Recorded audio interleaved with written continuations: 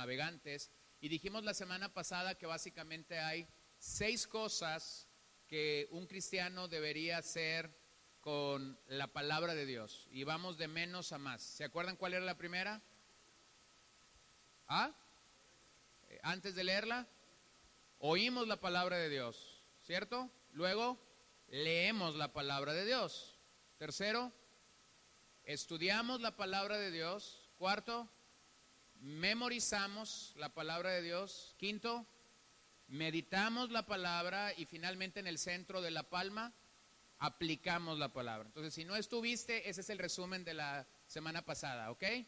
Oímos, leemos, estudiamos, memorizamos, meditamos, aplicamos. Lo digo otra vez para los que necesitan considerarlo. Oímos, leemos, estudiamos, memorizamos, meditamos y aplicamos. Entonces, si no eres rápido de aprenderlo, llega y pon una mano en alguna parte de tu casa donde lo puedas ver por algún tiempo. O si puedes rayar una hoja ahorita, raya tu mano y pon en cada dedo lo que hemos dicho. En el centro de la mano va la aplicación. Porque finalmente hacemos todo esto con la palabra de Dios para entonces poder aplicarla, ¿cierto? Entonces, bueno, más o menos se trató de eso la clase de la semana pasada. Nos vamos a detener, no sé si por 2 o 3 semanas, dependiendo cómo avancemos, pero nos vamos a detener en ver lo que sería, en este método, lo que sería el dedo meñique.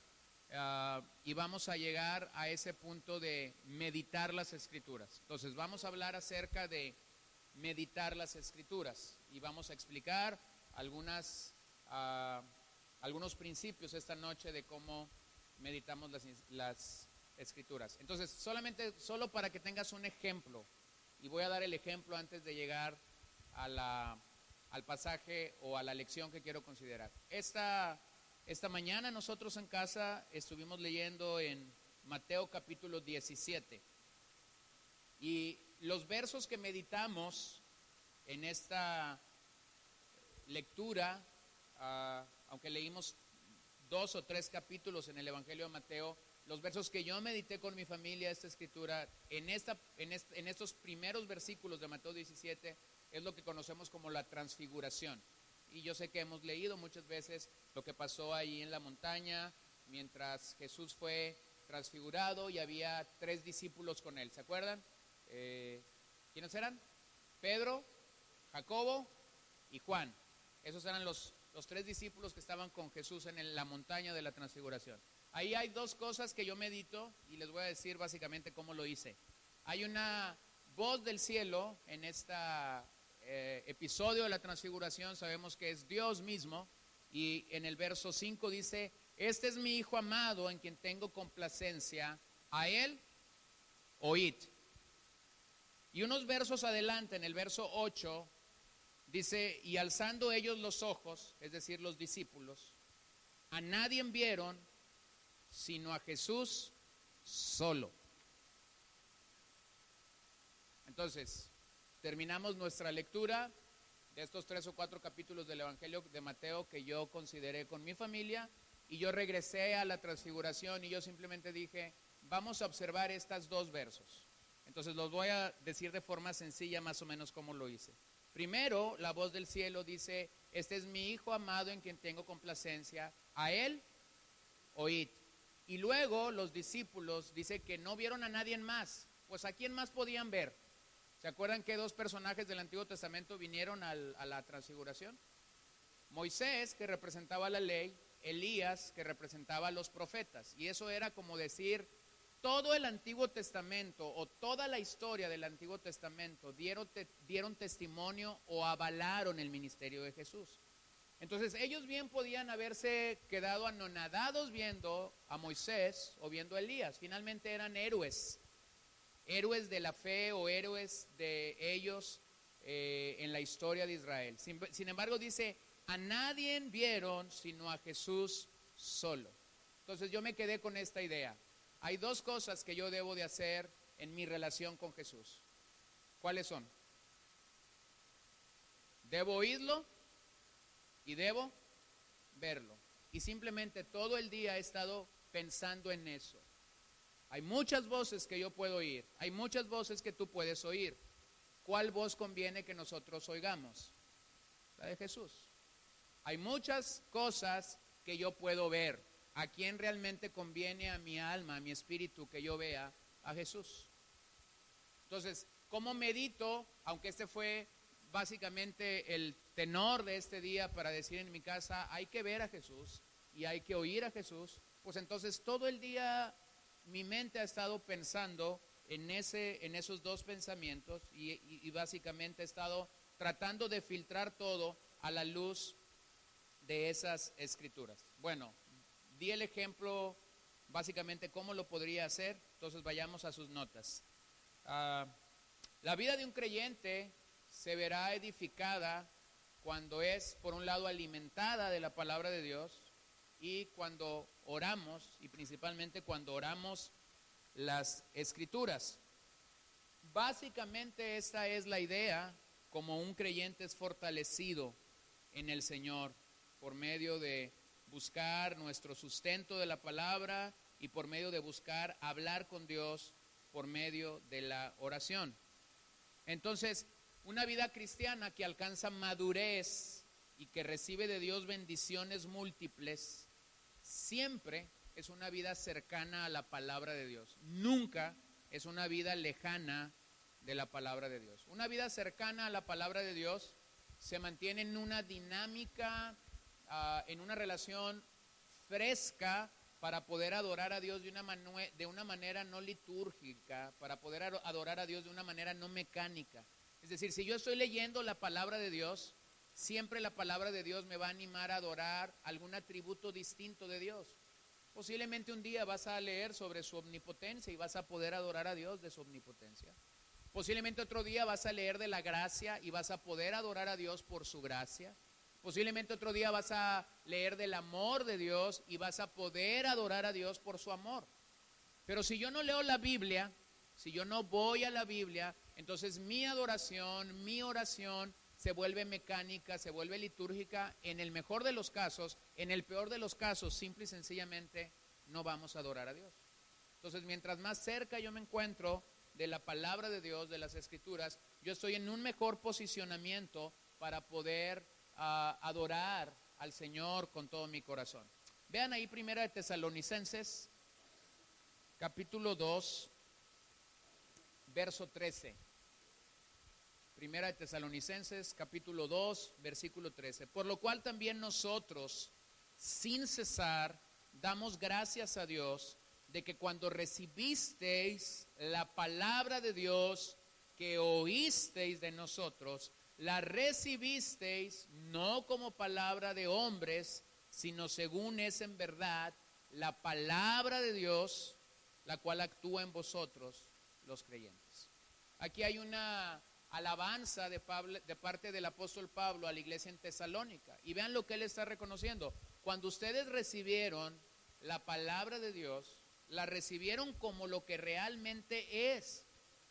No como palabra de hombres, sino en verdad como palabra de Dios, la cual actúa en vosotros los creyentes. Entonces, ¿cuándo es que la palabra de Dios verdaderamente actúa en la vida de un creyente? El pasaje claramente nos lo dice. O sea, hay gente que puede oír la palabra de Dios. Hay gente que puede fingir que está oyendo la palabra de Dios. Hay gente que te puede decir hasta un amén o un gloria a Dios cuando tú estás enseñando la palabra de Dios. Pero eso no determina que la palabra de Dios va a ser el efecto o que va a tener el propósito para el cual Dios la ha enviado. ¿Qué hay que hacer con la palabra de Dios? Recibirla.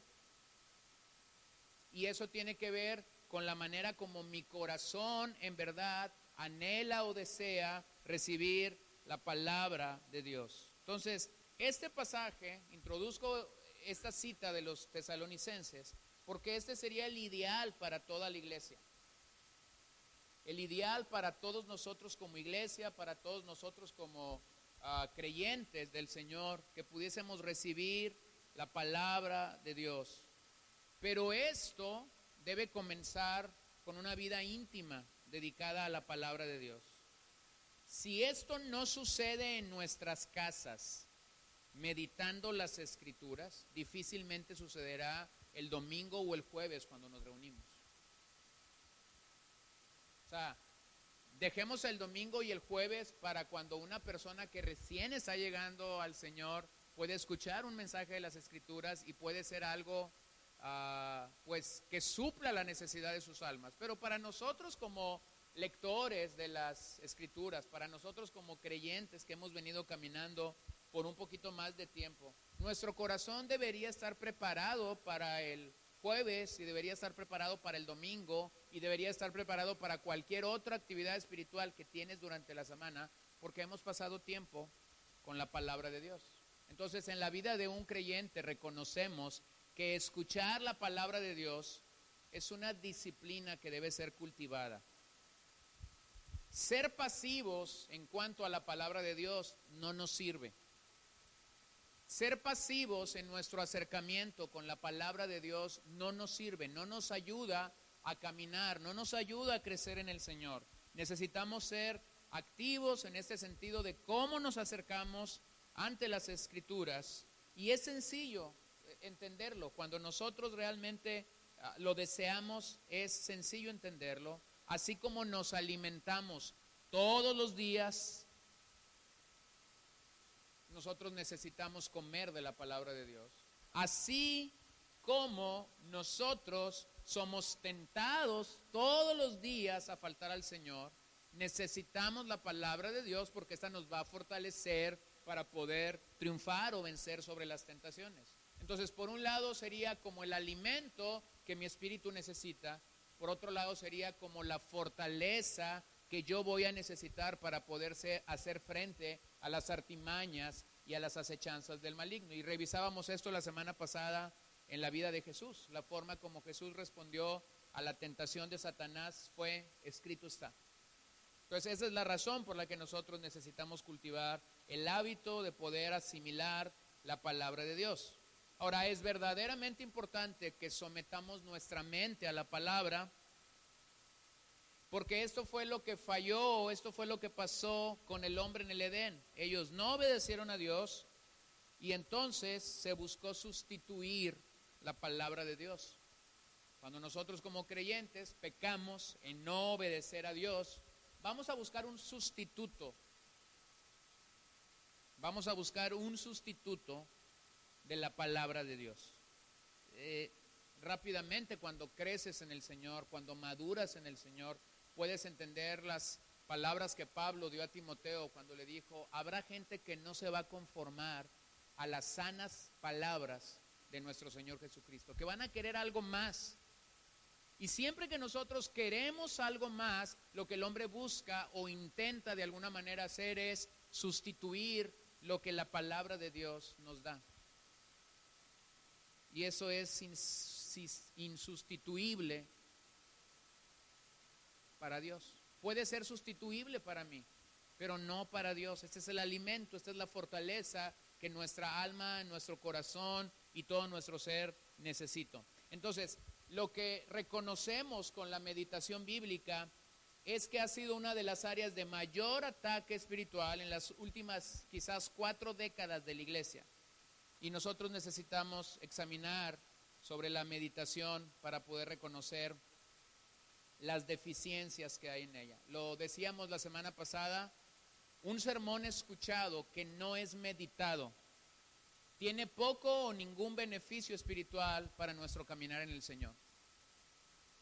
Si yo no medito una enseñanza, si yo no medito un sermón, si yo no medito un estudio bíblico en casa, si yo no medito algo que escuché en una conferencia, en algún seminario, en alguna clase, si yo no me detengo después de que he escuchado todos esos versos de la palabra, todos esos principios que se me dieron, si yo no me detengo y digo: ¿cómo proceso esto en mi mente?, poco beneficio habrá realmente para nuestro espíritu.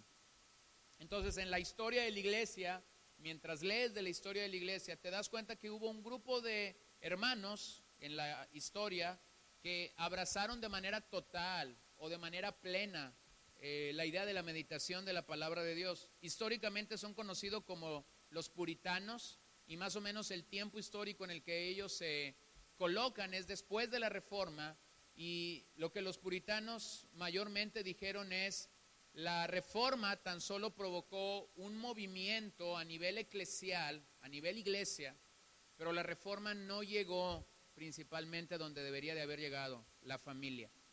Entonces lo que ellos buscaron, lo que los puritanos buscaron, es ver cómo la revolución que la palabra de Dios había causado, la primacía de la palabra que había venido al púlpito de nuevo, cómo es que esto podía venir e impactar el seno familiar. Y entonces ellos escribieron mucho sobre la meditación. No está en sus notas, simplemente escuchen lo que estos hombres dijeron. Thomas Watson dijo acerca de la meditación: es un santo ejercicio de la mente por el que traemos a la memoria las verdades de Dios y con sinceridad reflexionamos en ellas y las aplicamos.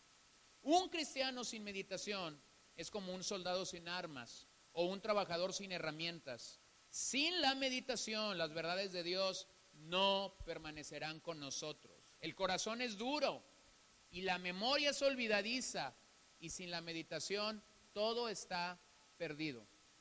Esta última frase me encanta. El corazón es duro. ¿Crees que aún en nuestros días el corazón de muchos de nosotros es duro? Sí. La memoria es olvidadiza. ¿Batallas con tu mente? Sí. Y entonces él agrega esto: y si no meditas, estás perdido. Edmund Calamy, otro puritano, dijo: la verdadera meditación es cuando un hombre medita en Cristo de tal manera que logra que su corazón se inflame del amor de Cristo. Medita en las verdades de Dios de tal manera que se transforma en ellas, y medita en el pecado de tal manera que logra que su corazón lo aborrezca.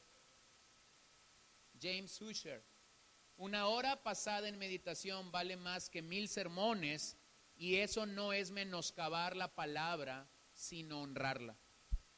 No está diciendo que sea mal un sermón. Lo que está diciendo es que en la correcta perspectiva valdrá más para un creyente meditar en ese sermón que escuchar 1000. John Owen: si he observado algo por experiencia es esto: un hombre puede conocer la medida de su crecimiento y de su declive en gracia conforme a sus pensamientos y meditaciones en la persona y la gloria del reino de Cristo y su amor. Thomas Brooks: la meditación es el alimento de vuestras almas. Es el mismo estómago y calor natural por los que las verdades espirituales son digeridas. Un hombre vivirá sin su corazón cuando sea capaz de sacar provecho de lo que lee sin la meditación. No es el que más lee, sino el que más medita, el que demostrará ser el cristiano más selecto, más dulce, más sabio y más fuerte. Jeremiah Burroughs: cuando vayan a escuchar la palabra, si van a santificar el nombre de Dios, sus almas tienen que apoderarse de lo que van a escuchar. Con eso que lo que van a escuchar es la palabra de Dios. Y de nuevo Thomas Watson: el motivo por el que salimos tan fríos después de leer la palabra es porque no nos calentamos en el fuego de la meditación.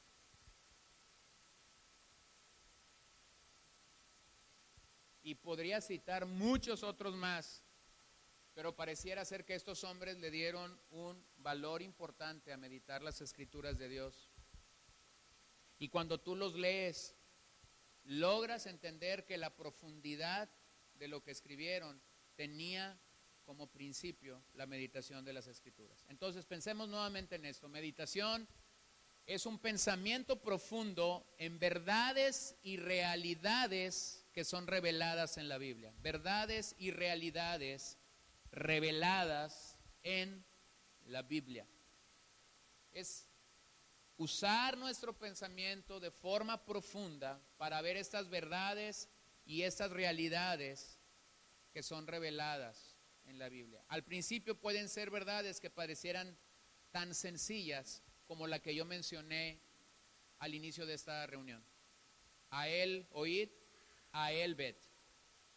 pudiera ser tan a la vista y pudieras decir, bueno, eso está bien para tus hijas que son pequeñas, pero para mí como creyente como que parece muy básico que tenemos que ver a Jesús y oírlo todos los días. Mi pregunta sería, ¿lo hacemos? ¿Pudieras concentrar tu mente, tu pensamiento, tu ímpetu todo el día, filtrando todo y diciéndole a tu vista, ve a Jesús, y diciéndole a tu oído, oye a Jesús? Y el problema con esto es que de algo tan sencillo puede surgir algo tan complicado en la vida de un cristiano.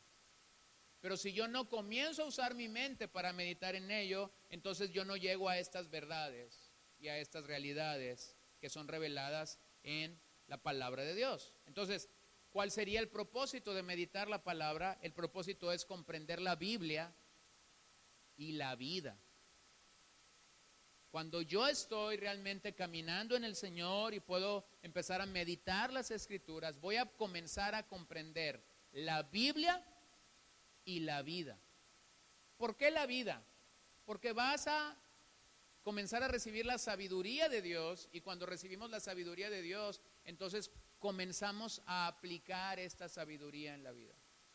La mayoría de nosotros hemos pasado por estos primeros días en la vida cristiana, que usted no me dejará mentir, más o menos fue así, palabras más, palabras menos. Comenzamos a leer el texto. Alguien nos dijo, hay que leer la Biblia.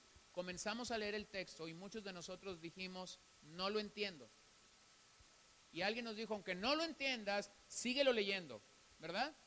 Y la mayoría de nosotros decíamos, es que no lo entiendo, no lo entiendo, no lo entiendo. Bueno, eso está bien para alguien que tiene unos meses en Cristo, está bien para alguien que es un bebé espiritual.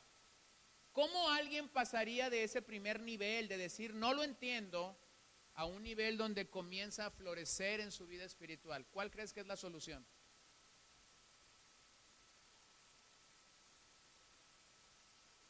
Meditar.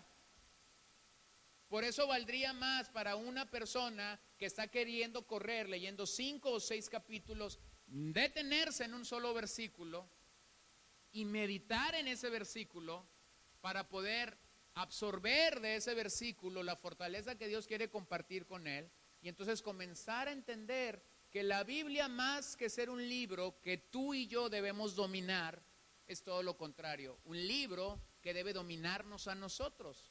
Pero ¿cómo llegamos ahí? No llegas ahí simple y sencillamente corriendo por libros y capítulos y versículos, sino llegas ahí meditando en lo que la palabra de Dios hace para nosotros. Es decir, en otras palabras, es permitir que la Biblia haga infusión en nuestras vidas.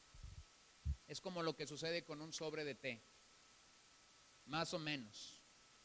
Podemos trazar una analogía con una bolsa de té y permitir que nuestras vidas sean coloreadas y afectadas por la palabra de Dios, así como llenas de la palabra de Dios. ¿Cuándo? Cuando dejamos el sobre el agua caliente. El problema es en esta analogía que muchos de nosotros no dejamos el sobre en el agua caliente. Corremos tan rápido en la Biblia que no dejamos que la Biblia haga infusión en nosotros. Entonces, así como lo veíamos con la oración, el problema es el método. El problema es el método. Más que leer, nosotros necesitamos absorción de la palabra. Y es allí donde muchos de nosotros fallamos. No es que no puedas, no es que no pueda. El problema no es que no puedas, el problema es que no lo hacemos. O sea, no intentamos meditar. No intentamos meditar. Mientras más leo en los últimos años la Biblia, más lento la leo.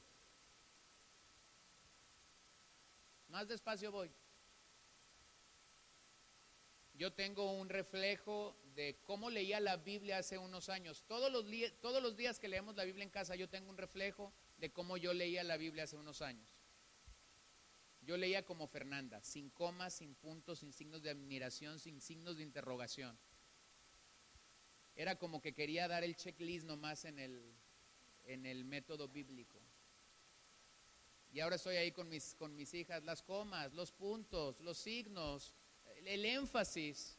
Leo más lento, pero tengo más provecho hoy de lo que tenía antes.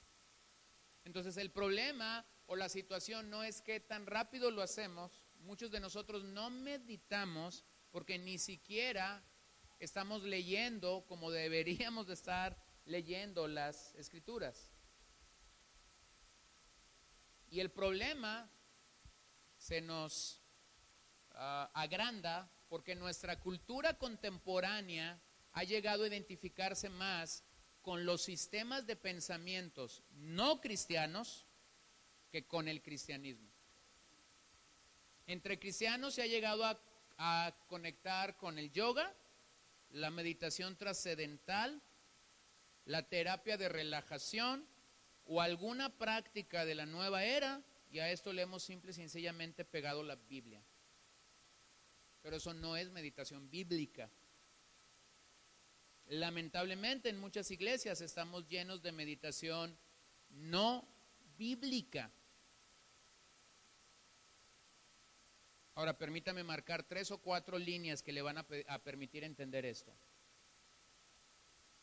La meditación mundana dice, hay que vaciar la mente. Esto es lo que la meditación mundana dice. Hay que vaciar la mente. La meditación bíblica dice, hay que llenar la mente con la verdad de Dios.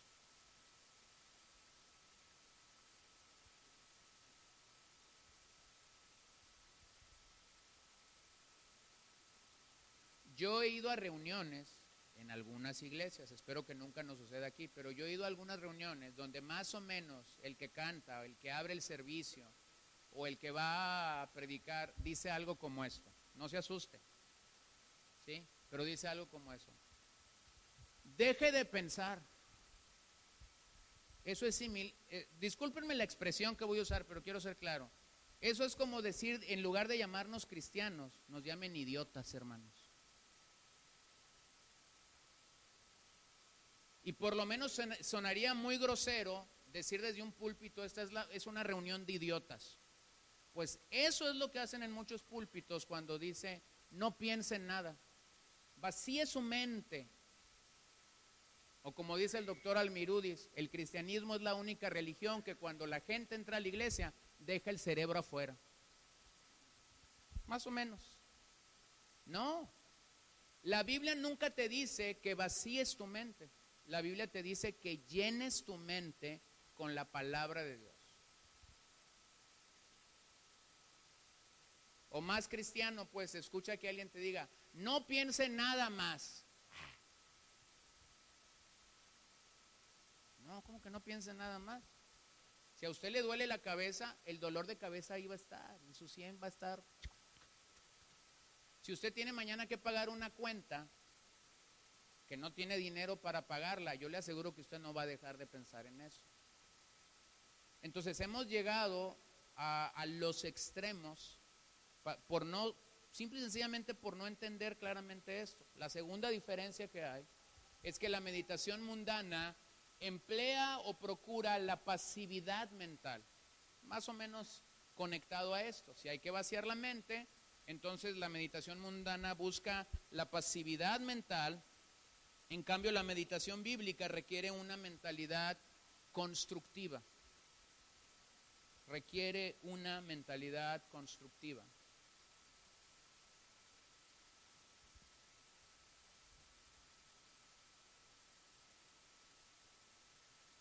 Es decir, o en otras palabras, creer también es pensar. No piense en nada, nomás crea. No. Se escucha bonito, se escucha espiritual, se escucha religioso, pero no es correcto. El Nuevo Testamento nos llama a poner en ejercicio nuestro pensamiento y nuestra mente para la gloria de Dios. Romanos 12. ¿Se acuerdan lo que dice ahí? Romanos 12, 1 o 2, ¿verdad? ¿Qué dice de la mente? ¿Qué hay que hacer con la mente? Hay que renovarla continuamente. No se nos dice no hagas nada, no, se nos dice hay que renovarla. ¿Cuándo crees que la mente se renueva para la vida de un creyente? ¿Cuándo? Todos los días. Todos los días nuestra mente puede ser atacada, todos los días nuestra mente está viendo cómo la gente se conduce, nuestra mente puede llegar a tener temor, nuestra mente puede llegar a tener situaciones. Entonces, ¿cuándo renovamos nuestra mente? La renovamos todos los días y venimos delante del Señor y llevamos todo pensamiento cautivo a la obediencia de Cristo, todos los días. Entonces, no hay un momento en el que caigamos en una pasividad. La tercera diferencia con esto es que la meditación mundana emplea la visualización para crear tu propia realidad. La meditación mundana emplea visualización para crear tu propia realidad. Es decir, o en otras palabras, te dice, ve lo que no ves en este momento.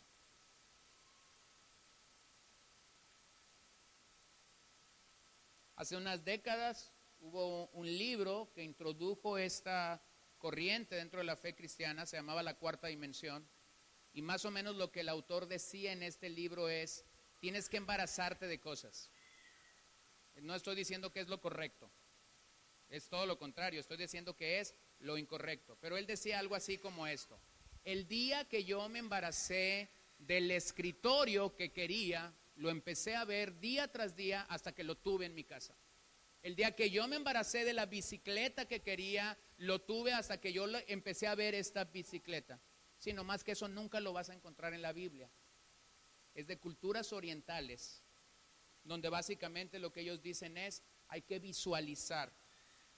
Esto después fue famoso en las corrientes de palabra de fe y en la doctrina de la fe.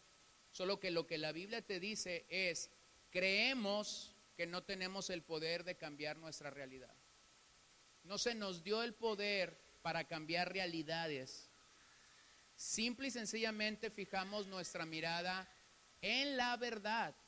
Es en la palabra donde somos llamados a fijar nuestra mirada, no en los objetos que queremos, no en la ropa que queremos, no en el carro que queremos, no en los milagros que queremos. No, fijamos nuestra palabra en la verdad de Dios. Porque si yo comienzo a fijar mi mirada en lo que quiero ver, entonces yo paso al lado de algo que está considerado dentro de la meditación mundana, no dentro de la meditación bíblica. Entonces, por estas tres cosas que he mencionado, pudiésemos tener una tabla más grande, pero con estas tres creo que es suficiente. Muchos cristianos no meditan porque creen que la meditación está asociada con movimientos no cristianos. Pero a lo largo de la historia vemos que los hombres de Dios fueron personas que meditaron. Sí, meditaron, pero meditaron en las Escrituras.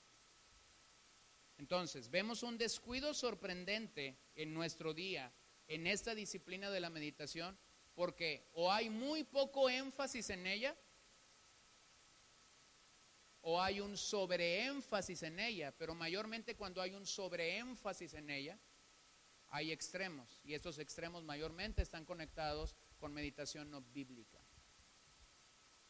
A veces la gente dice, estoy meditando, y dice unas cosas de un versículo de la palabra de Dios que vaya usted a saber a dónde fue y se documentó para decir lo que la Biblia no dice, pero ellos inventan unos rollos increíbles.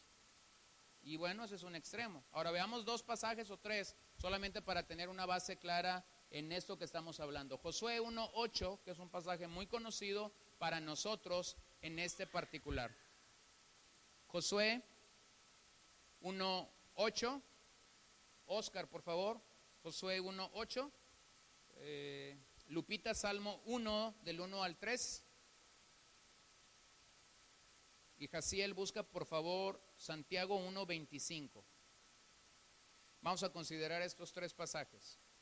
Y dejemos que la Biblia hable. Es decir, dejemos que la Biblia nos convenza de esto. Josué 1:8.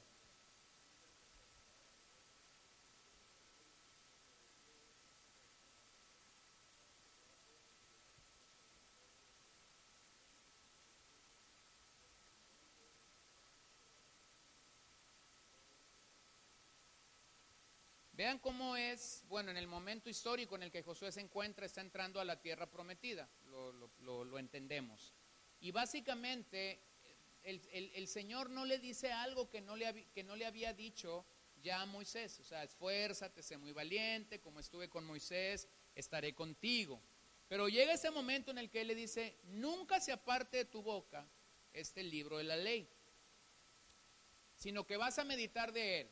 Bueno, primer pregunta, ¿cuándo había que meditar en él? De día y de noche. De día y de noche. Y luego le dice el Señor, para que lo guardes, para que hagas conforme a todo lo que en él está escrito. Vean cómo por un lado está la meditación, pero el propósito de la meditación era que Josué pudiera aplicar la palabra de Dios en su día. Y aquí viene la conexión. Porque entonces harás prosperar tu camino y todo te saldrá bien.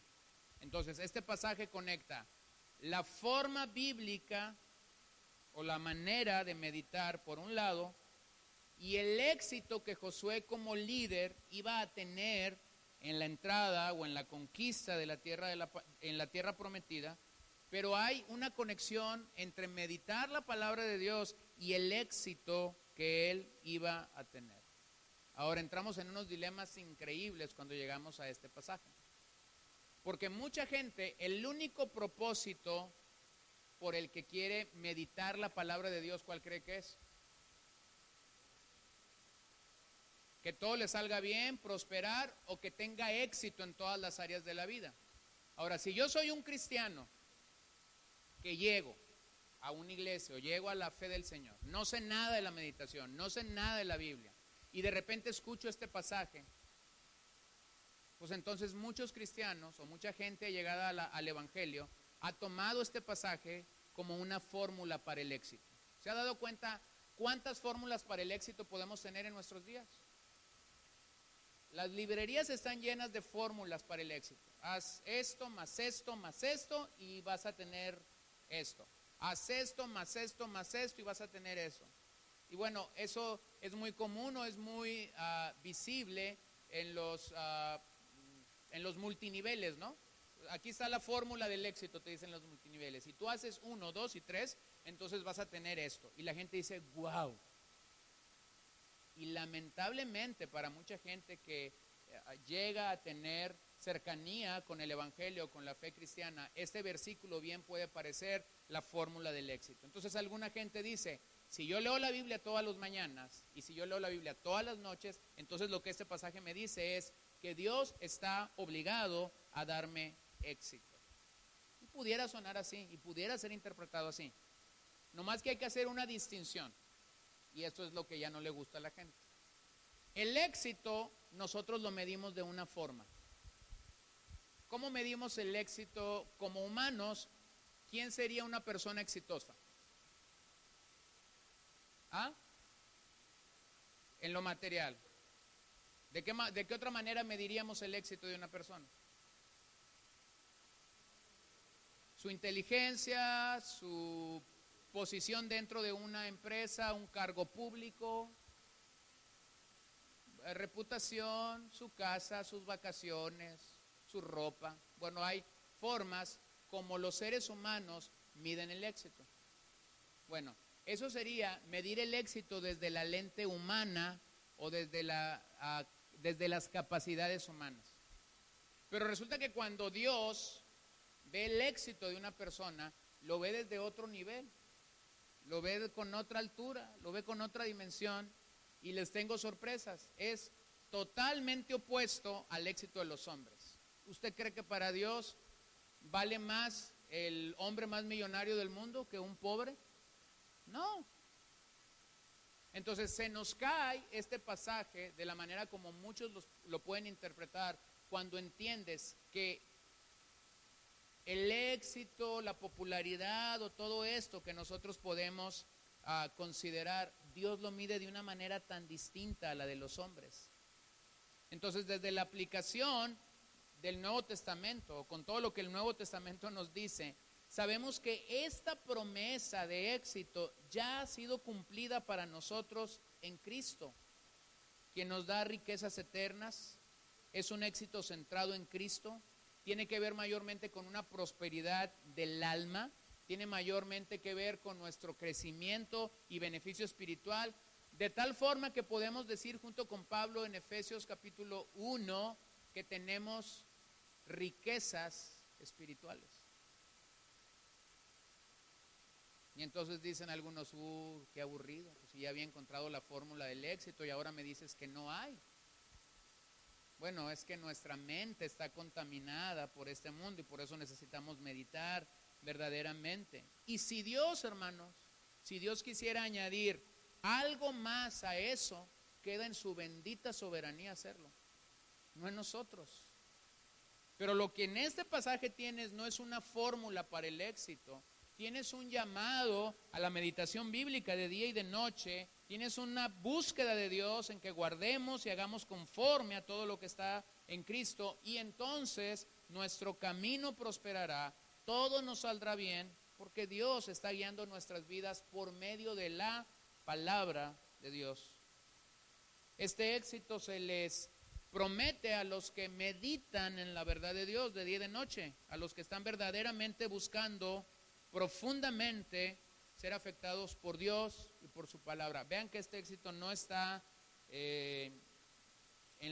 no está tocando a la puerta de cada uno de nosotros. Hay una acción que el hombre tiene que hacer aquí y es meditar en la ley de Dios. Ahora veamos el otro pasaje que es también conectado con eso de la meditación. Salmo 1 del verso 1 al 3.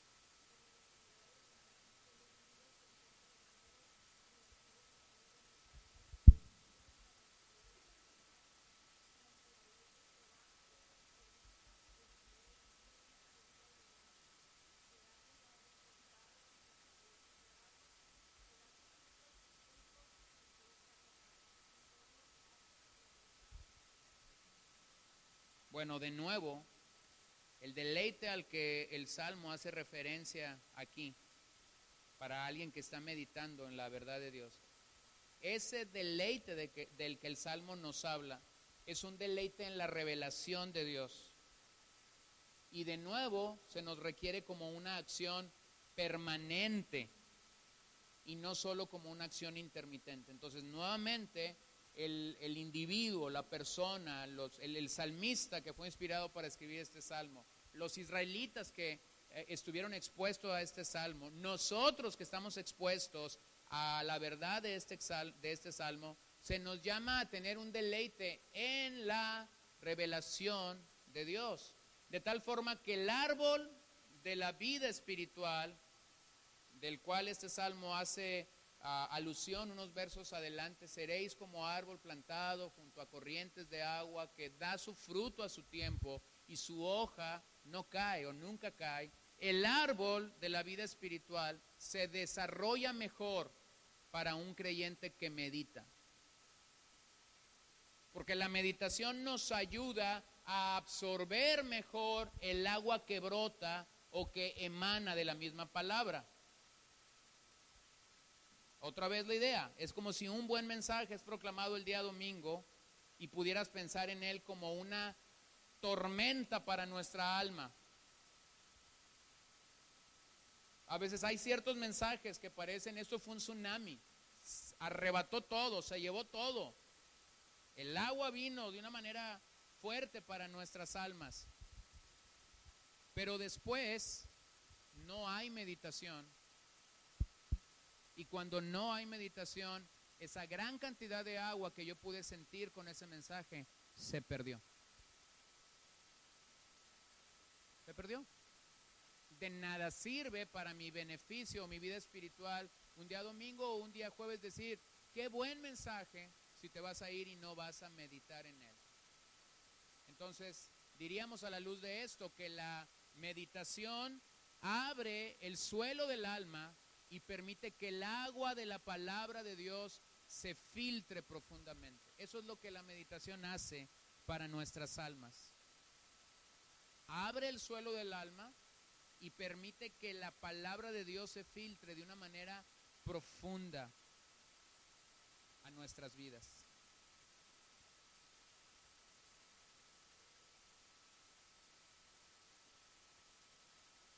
George Mueller advirtió, la simple lectura de la palabra de Dios puede convertirse en información que solo pasa por nuestra mente, así como el agua corre por una cañería. Y es una realidad.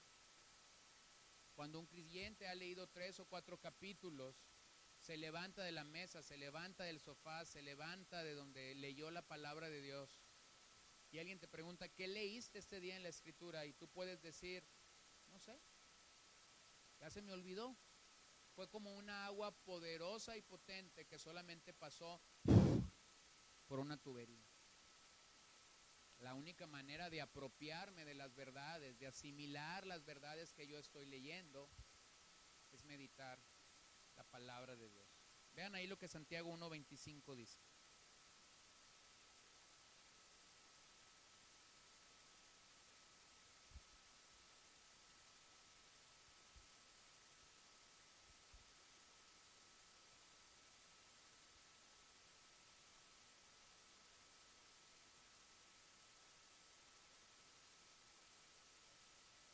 Este será bienaventurado en lo que hace. Nuevamente esta promesa es no para alguien que mira la palabra de Dios de manera indiferente, sino para aquel que puede mirar de forma atenta a la palabra de Dios. Ahora, ¿cómo yo miro de forma atenta a la palabra de Dios? Necesito meditar en ella.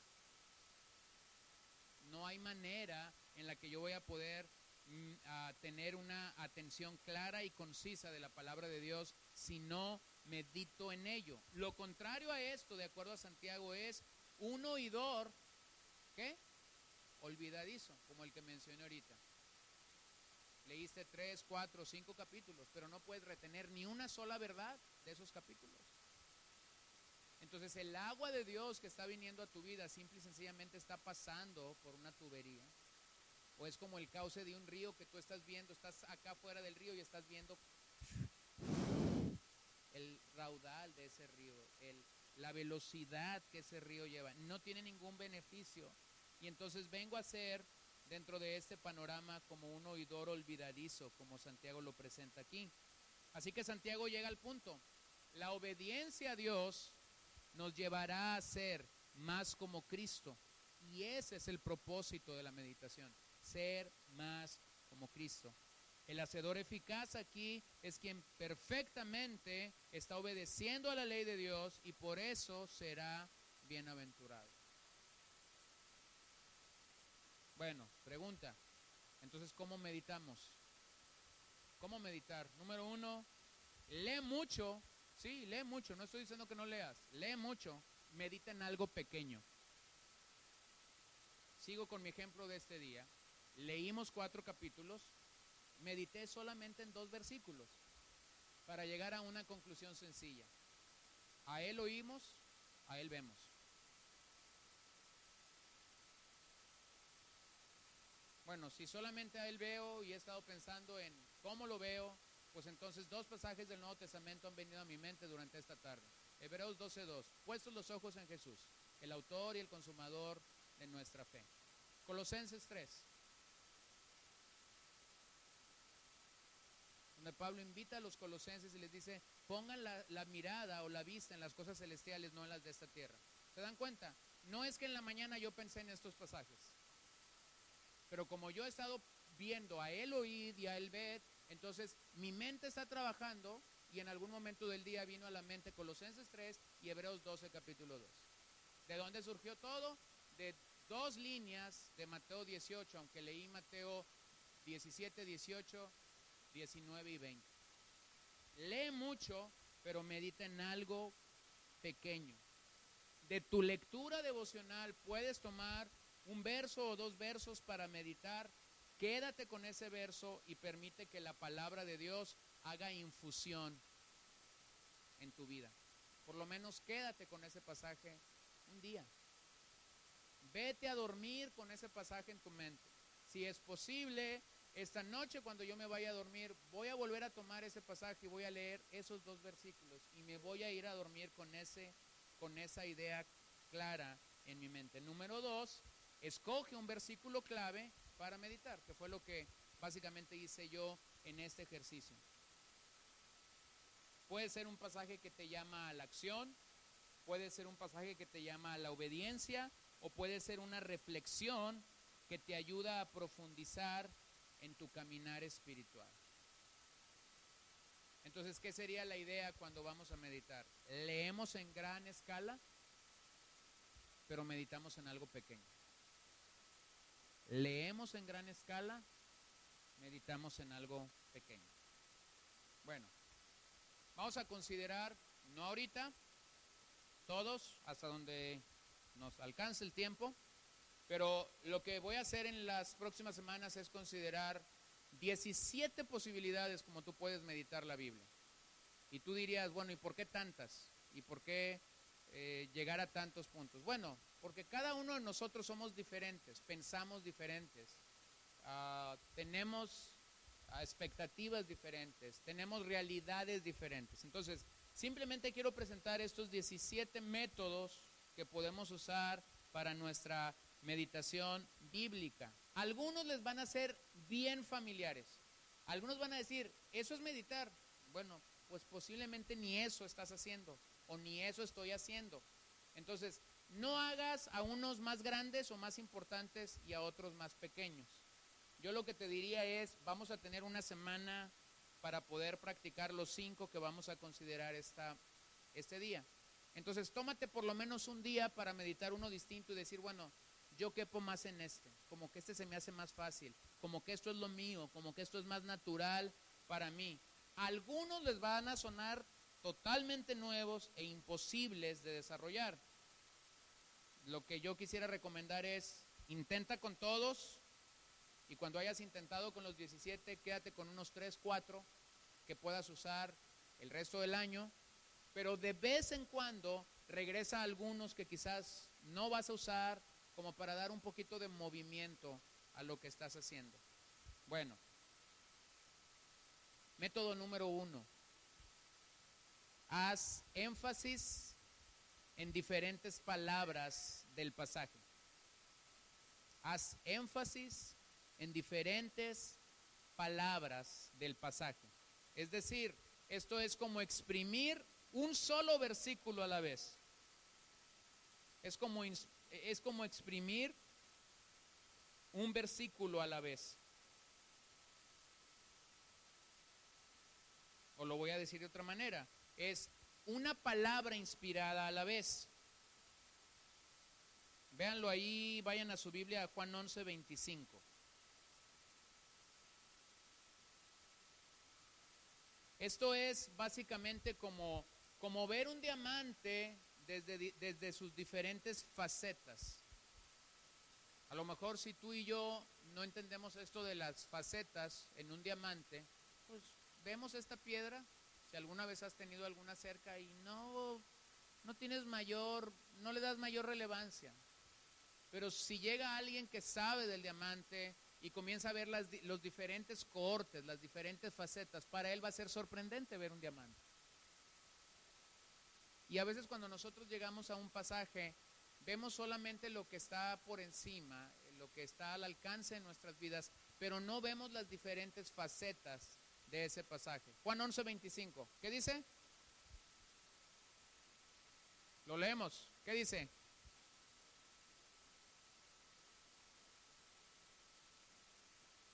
Y más o menos nosotros corremos por ahí, decimos, yo soy la resurrección y la vida, el que cree en mí está muerto vivirá.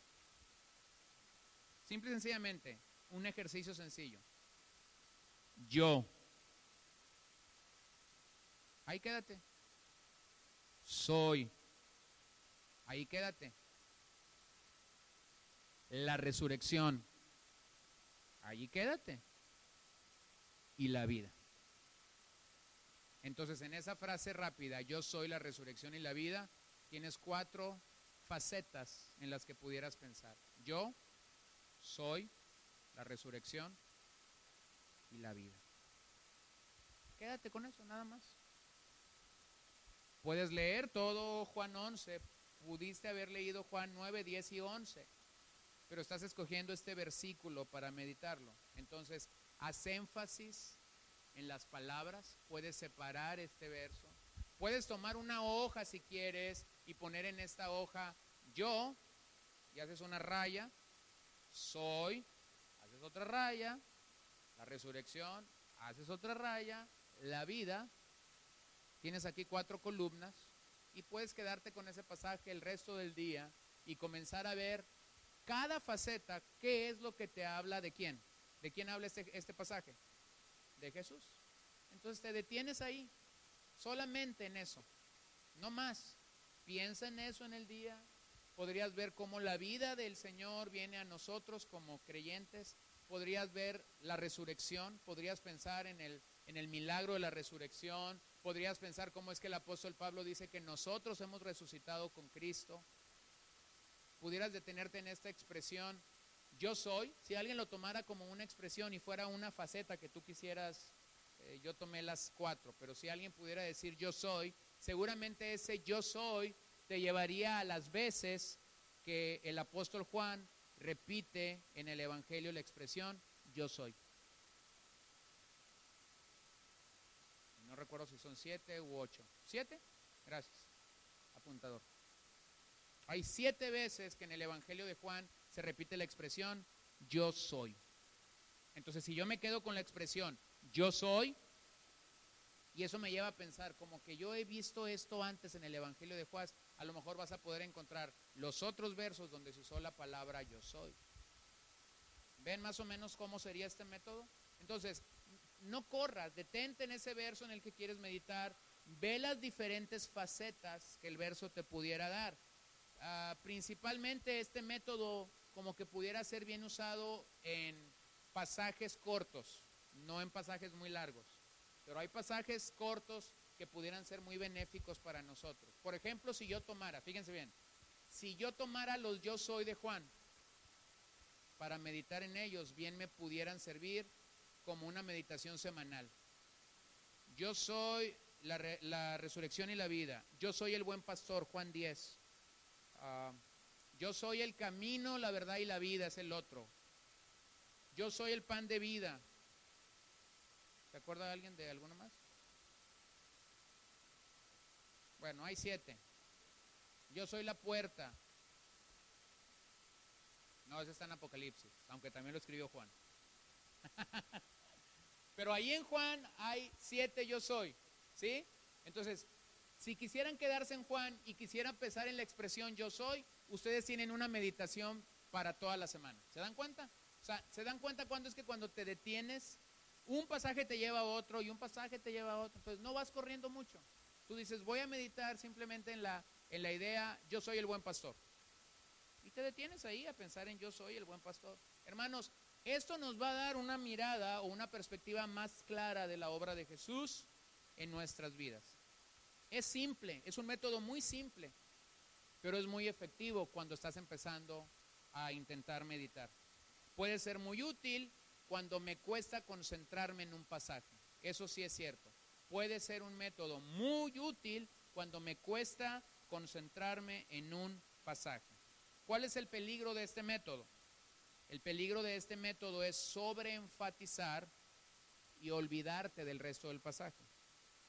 Entonces nada más recuerden, cada pasaje que nosotros meditamos tiene un contexto y básicamente el contexto directo te lo da el pasaje donde tú estás leyendo.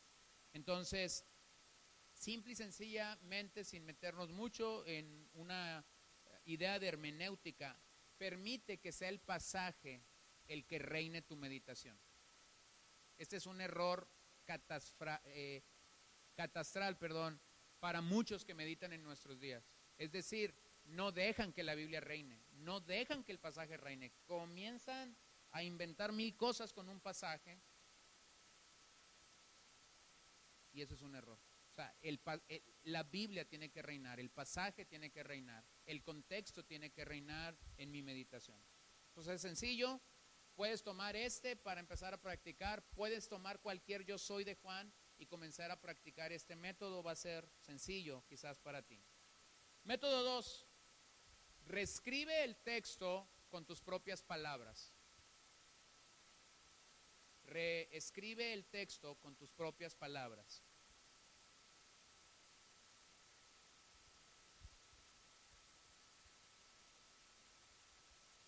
Esto es parafrasear el verso.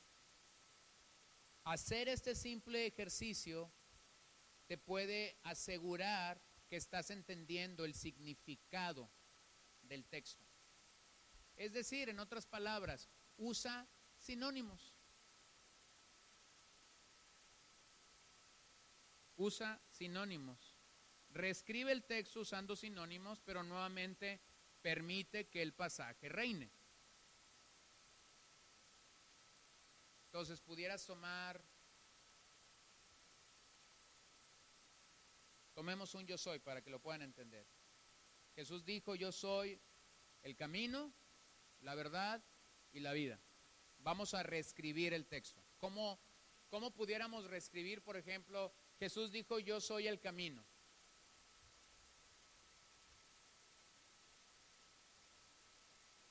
Yo soy la ruta,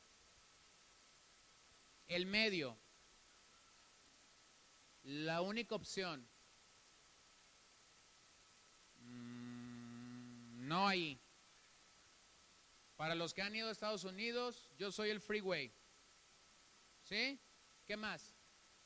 Estamos hablando de camino, la vía.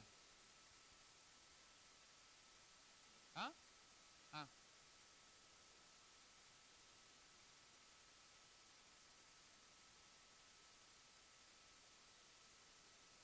El conducto. La ruta segura. Bueno, ¿y cuántas van? Como 7, 8 ya dijimos, ¿no? O sea, nomás no metas ahí algo que no coincida con camino. O sea, se dan cuenta, todos están hablando básicamente de vereda, senda, calzada.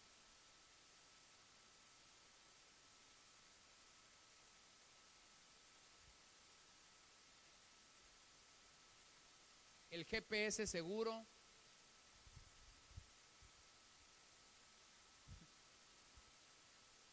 Nomás no vayan a estar como una vez que nos pasó a Tony y a mí en Guadalajara. Nos iba a llevar a un lugar a dormir y el GPS lo mandó, era hacia el sur y lo mandó hacia el norte. Y él ya vivía en Guadalajara. Y entonces él iba sobre esa avenida y no dábamos. Hasta que en algún momento redireccionó, ¿no? Digo, vuelta en U. En la siguiente, ¿cómo dice la españoleta? En la siguiente rotonda, vuelta en U. No, si se trata de Jesús es un GPS seguro. Te va a llevar a donde Él quiere que vayas. Entonces, todo esto está pensando en yo soy el camino. Piensa en la segunda, reescribamos la verdad.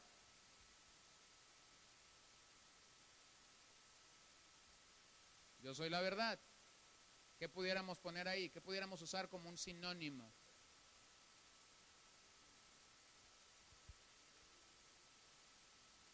Verídico,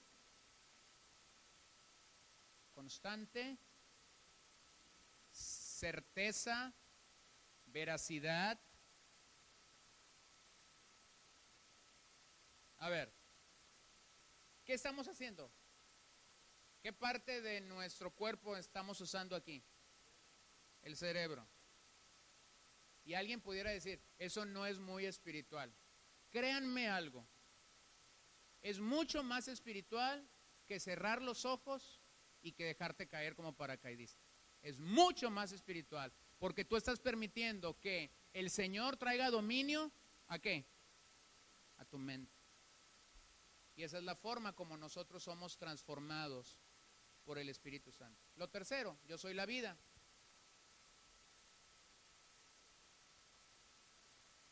¿Ah? Persistencia.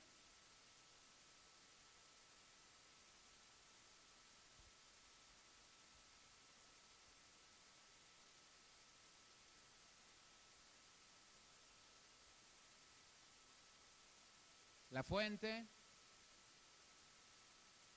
Bueno, ¿ven cómo es? O sea, nada más es un ejemplo, porque si no ahí nos vamos a ir toda la noche. Pero nada más es un ejemplo de lo que puedes hacer en cómo reescribes un texto. Asegúrate nada más que estás usando sinónimos o que estás yendo a la idea central del pasaje, no desviándote, sino dejando que nuevamente sea el pasaje el que está reinando. Hacer este simple ejercicio puede asegurarte que tengas un mayor entendimiento del significado de un pasaje. Debes ser fiel, pero quizás usando sinónimos que te ayuden a entender mejor el pasaje. Se dice del padre de Jonathan Edwards, un gran predicador, que mientras lo educaba en casa, lo enseñó a pensar con un lápiz en la mano. Y siempre le dijo a Jonathan Edwards, ten un lápiz en tu mano. Costumbre que este predicador conservó hasta el final de su vida. Siempre trajo un lápiz en su mano. Cuando le preguntaban cómo es que escribía sus mensajes y esto, él decía, siempre tengo un lápiz en mi mano y hoja donde escribir lo que pienso durante el día. Entonces sus ideas eran estos. Tenía un lápiz, pues escribía una idea.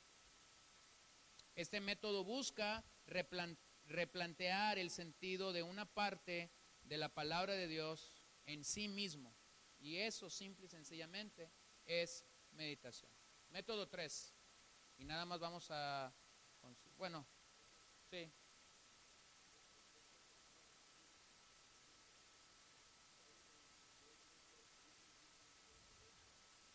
Vamos a pensar.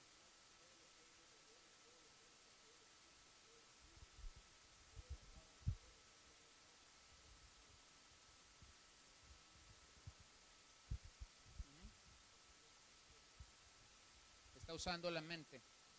¿Sí? Método 3. Formula un principio del texto. Es decir, este método contesta o responde a la pregunta ¿qué me enseña? Y este es un método que mayormente se cree que funciona bien para pasajes narrativos. Usted sabe que la Biblia es un libro con diferentes, gracias, es un libro con diferentes estilos literarios, pero la narración es un estilo que es muy amplio en las Escrituras. ¿Qué porciones, por ejemplo, del Nuevo Testamento es una narración? El libro de Hechos, ¿qué más?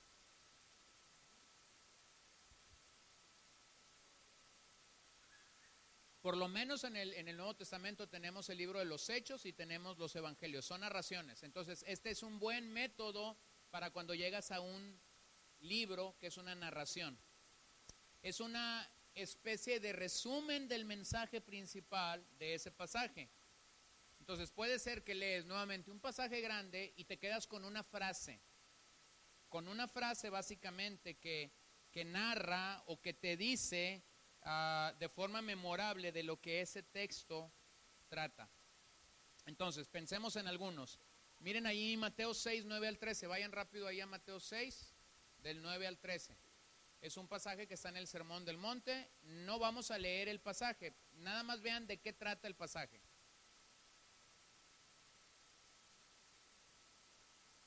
¿De qué está hablando el pasaje?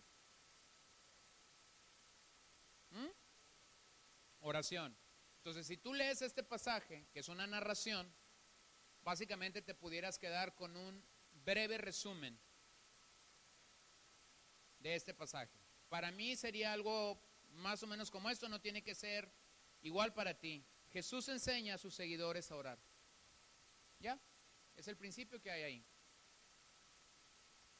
Entonces, si yo me quedo con ese principio mañana en la mañana, Jesús enseña a sus seguidores a orar. Jesús enseña a sus seguidores a orar. Necesito aprender a orar. Jesús me dice en este pasaje cómo aprender a orar. Necesito enseñar a mis hijos a orar. Necesito enseñar a mi esposa a orar. Necesito, cuando comparto el evangelio, enseñar a orar a las personas. ¿Se da cuenta? ¿De dónde surge esto? Bueno, surge de tu lectura. Entiendes que Jesús enseñó a sus discípulos a orar, entiendes que Jesús nos modela oración y por eso nosotros deberíamos también poner en práctica esto. O lo vemos en Lucas 18, un pasaje mucho más largo, donde básicamente mi resumen de estos versos, aunque es una narración amplia y grande, todas tienen que ver con algo que Jesús hizo. Mi resumen de este pasaje sería: Jesús tiene autoridad.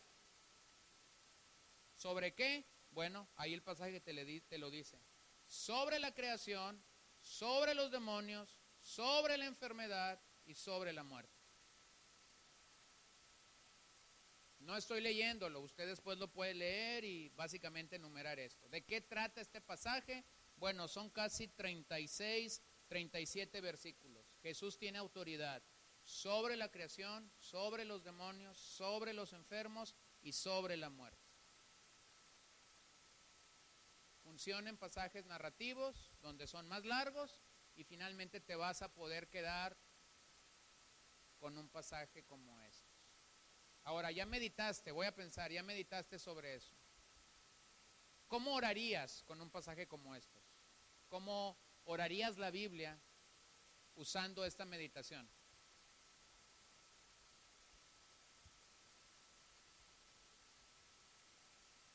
A ver, Tony. Del segundo. Jesús tiene autoridad sobre la creación, sobre los demonios, sobre la enfermedad y sobre la muerte.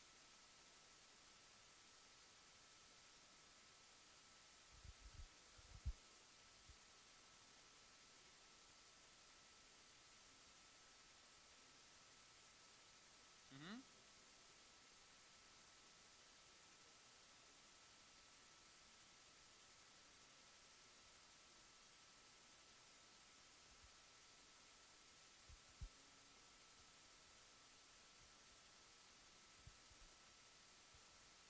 ¿Alguien más pudiera agregar algo a eso? ¿Cómo orarías con esas tres expresiones? Jesús tiene autoridad sobre creación, demonios, enfermedad y sobre la muerte.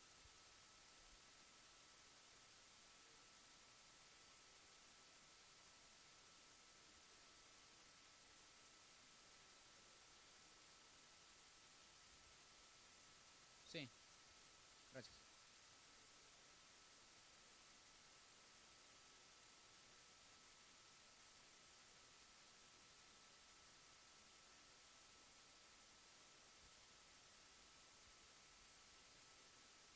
Uh-huh. Ahora, si Jesús tiene autoridad sobre estos cuatro rubros, sobre la creación, sobre los demonios, sobre la muerte, sobre la enfermedad, entonces Él tiene autoridad sobre todo. Entonces, a lo mejor estás enfrentando un momento difícil, un momento de angustia, y estás diciendo, Señor, a pesar de que yo no puedo ver cómo tú tienes autoridad sobre esto que me está pasando, este pasaje me dice que tienes autoridad sobre esto. Si tienes autoridad sobre eso, entonces creo que tienes autoridad sobre esos momentos de angustia o de dificultad que estoy pasando.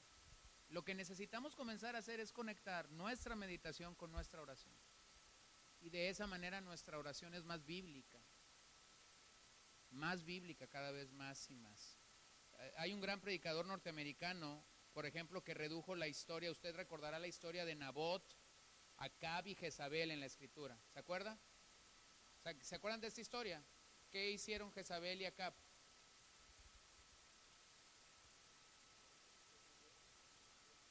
Uh-huh,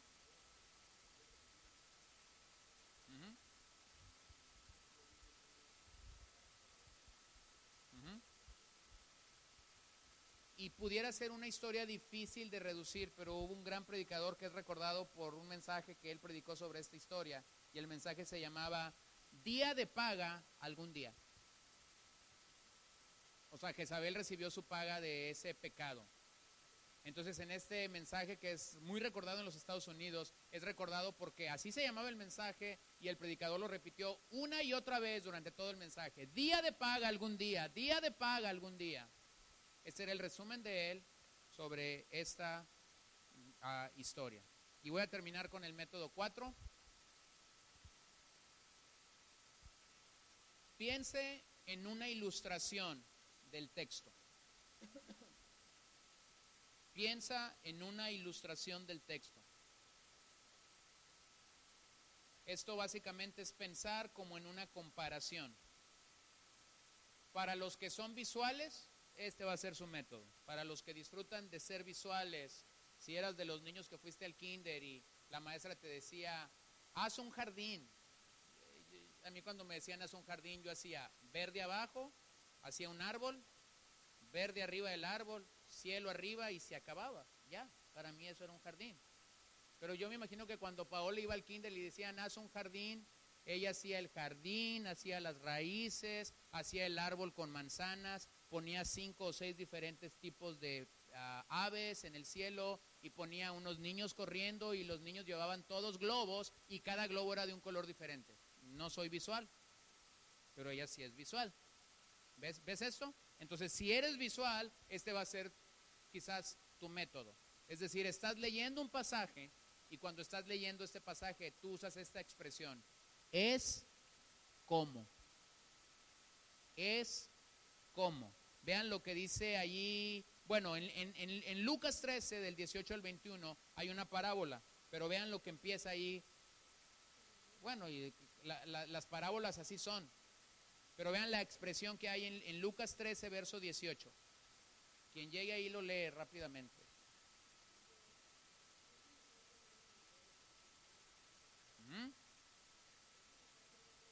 Hasta ahí.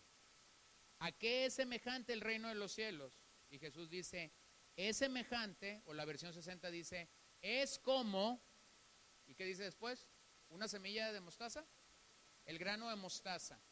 Entonces, hay pasajes donde tú llegas y sin falsear el pasaje, sin violentar el pasaje, sin tergiversar el pasaje, tú puedes decir, es como.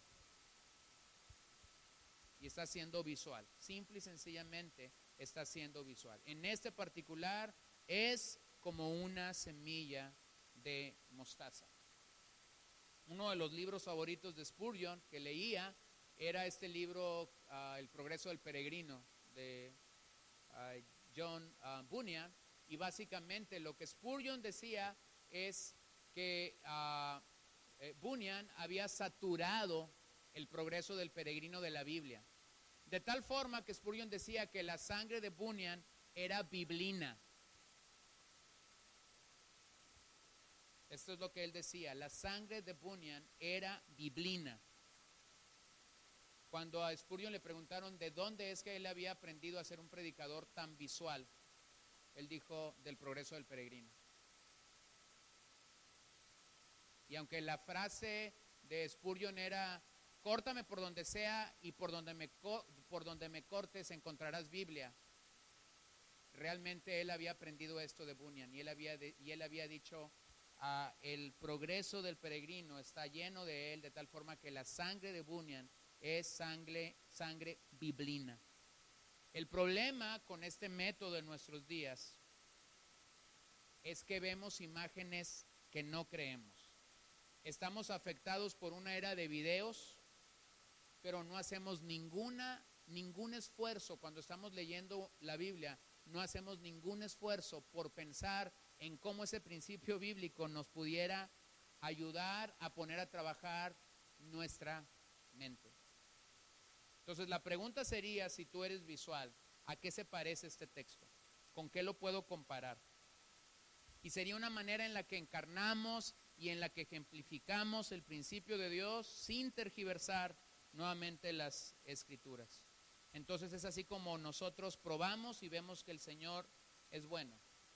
Otra manera de hacer la pregunta sería, ¿es una ilustración de otro pasaje de las Escrituras o de algo de las palabras o de los hechos que Jesús realizó? Bueno, ahí tienen 4 métodos, pueden practicar con ellos durante la semana. El 1 y el 2 son muy sencillos, quizás el 4 se complica un poquito más, pero para los que son visuales posiblemente pueden ayudarnos con muchísimo más en ese método. Quedó uno pendiente ahí, pueden guardar su bosquejo y la semana próxima. ¿Quedaron 2? Ok, 2 métodos pendientes. El tiempo nos llegó ya hasta ahí, no llevamos prisa. Yo espero en el Señor que más que simplemente ustedes puedan tener información de esto, ustedes puedan practicarlo. Van a encontrar una riqueza enorme en practicar estos métodos. Si eres de los que dices, leo pero no comprendo, comienza a leer más lento, comienza a buscar un versículo donde meditar, detente en ese versículo y por más simple o sencillo que te parezca el método 1, bien puede ser un método que te ayude a reconocer una verdad de Dios que quizás estás no observando, no viendo claramente para tu vida.